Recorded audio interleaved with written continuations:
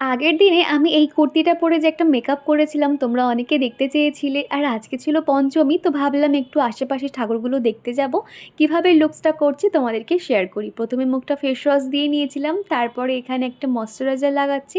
এটা হলো হিমালয়ের একটা ময়শ্চারাইজার, আর এখানে কোনো রকম আমি ফাউন্ডেশন ব্যবহার করছি না, এখানে একটা বিবি ক্রিম ব্যবহার করে নিয়েছি, ট্যাপ ট্যাপ করে লাগিয়ে নিয়েছি, তারপর উপর থেকে কম্প্যাক্ট পাউডারটা লাগিয়ে নিচ্ছি। তারপর এখানে কিন্তু হালকা করে কাজল পরছি, পঞ্চমী তো সেই জন্য বেশি আর সাজতে ইচ্ছা করছে না, হালকার উপর থেকে আর কি রেডি হয়ে নিচ্ছি, একটু কাজল, একটু লিপস্টিক আর একটু মাস্কারা দিয়ে নিচ্ছি।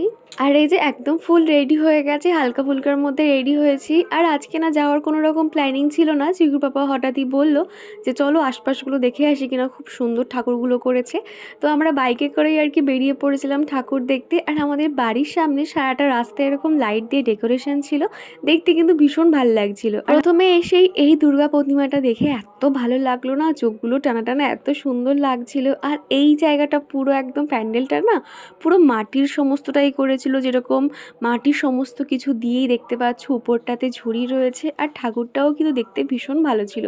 মোটামুটি 5-6টা মতন আর কি আশপাশের ঠাকুরগুলো দেখেছি। আর চারিদিকটা এত সুন্দর লাইট দিয়ে ডেকোরেশন করা। আর এইখানে সব থেকে যেটা বেশি ভালো লাগলো, এই যে প্রদীপের স্ট্যান্ডটা টোটালি কিন্তু রূপোর প্রদীপ আর কি, দেখতে ভীষণ ভালো লাগছিল। এখন কিন্তু রোজ একটা করে তোমাদেরকে শর্ট ভিডিও দেবো, ভিডিও প্রচুর জমে গেছে, তবে সেগুলোকে এডিট করে আর উঠতে পারছি না, একটু একটু করে আমি ভিডিও শেয়ার করব। আর এখানে চলে এসেছি, পুরো টোটালটাই কিন্তু অক্টোপাসের প্যান্ডেল ছিল, অক্টোপাস যেরকম হয় ঠিক সেরকমই। চিকু তো এই জায়গাটা থেকে নড়তেই চাইছিল না, ওর এই প্যান্ডেলটা এত ভালো লেগেছিল।